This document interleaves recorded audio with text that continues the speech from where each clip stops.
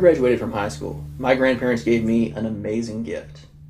I didn't appreciate it at the time because I couldn't drive it, or ride it, or even play with it. What they gave me was a Roth IRA with $1,000 invested in a mutual fund.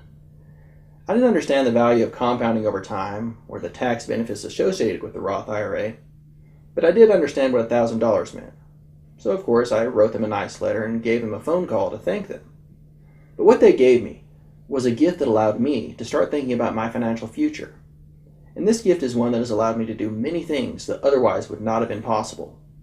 An IRA is an individual retirement account, and the name describes its purpose to a T. It's an account for an individual that allows you to save for retirement outside of the workplace. A workplace plan will allow you to set aside more money. However, the Roth IRA, or the traditional IRA, gives you a wider range of investment options to be housed within the brokerage house of your choice. With an IRA, you can set aside a certain amount each year. And this amount is set by the government, and it can change each year. If you're 50 years old or older, you also have a bonus amount that you can set aside, and you have up until April 15th, tax day, to contribute for the previous year for these IRAs. So the two flavors of the IRA, the traditional and the Roth, which is what my grandparents gave me, come with different types of tax benefits. Let's take a look at the traditional IRA first. With the traditional IRA, as long as you have income, or you have a spouse with income, you can make a contribution each year. Now this contribution, depending on your level of income, may be deductible or not. If your income is above a certain amount, you can't deduct the contribution at all. If your income is below a certain amount, you can deduct the entire contribution. In between these two amounts, you get a partial deduction. Once the money is in the account, it grows tax deferred. This means that you don't pay any taxes on the growth. Once you start taking distributions, you'll be subject to ordinary income tax at whatever level your income tax is. If you take it out early, because this is meant for retirement, you'll be subject to a 10% penalty. Early, for an IRA, is before age 59 and a half. After age 59 and a half, you don't pay that penalty, but you still pay the ordinary income tax.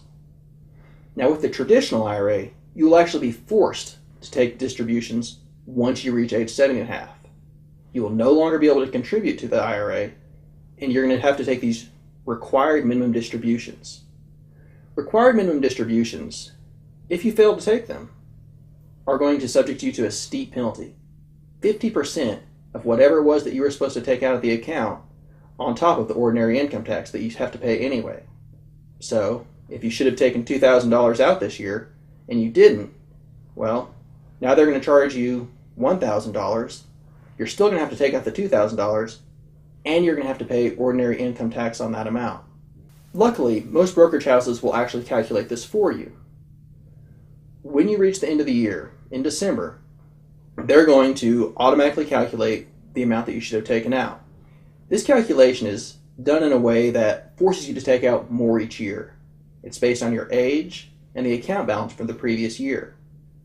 If you have multiple IRAs, if the brokerage house is doing it for the calculation for you, they're only going to know what they hold in that particular brokerage house. If you have multiple IRAs with multiple brokerage houses, you're going to have to do the calculation yourself. You can take this required minimum distribution out from one single IRA to take care of all your IRAs, or you can take a little bit from each. That's the traditional IRA in a nutshell. Let's take a look at the Roth IRA. The Roth IRA allows you to do what's called tax-free growth. With the Roth IRA, the money that you put in, you've already paid taxes on. So you make after-tax contributions, and then the money that you take out after age 59 and a half is completely tax-free.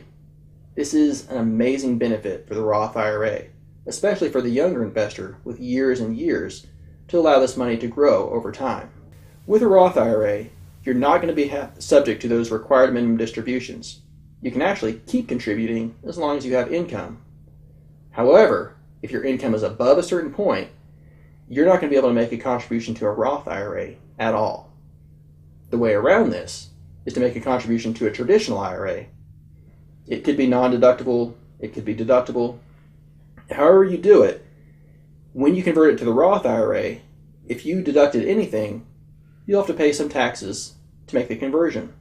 But now you have that Roth IRA with the tax-free growth.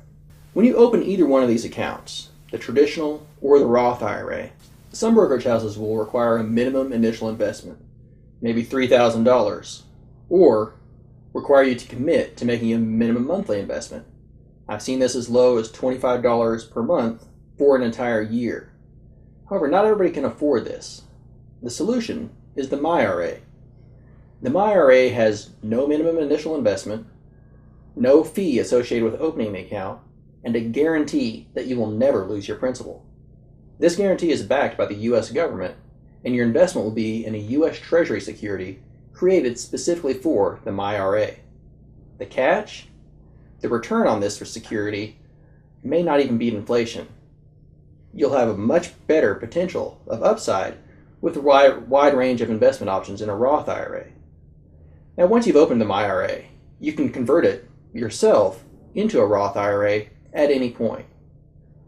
Or you'll be automatically put into a Roth IRA once your account balance reaches a certain amount, or you've held this MyRA for a certain period of time. That $1,000 that my grandparents gave me a little over 18 years ago has now grown to just over $6,000.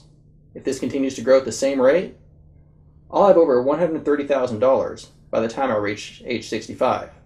A nice chunk of change and all tax-free. Maybe it'll make a gift for my grandchildren someday.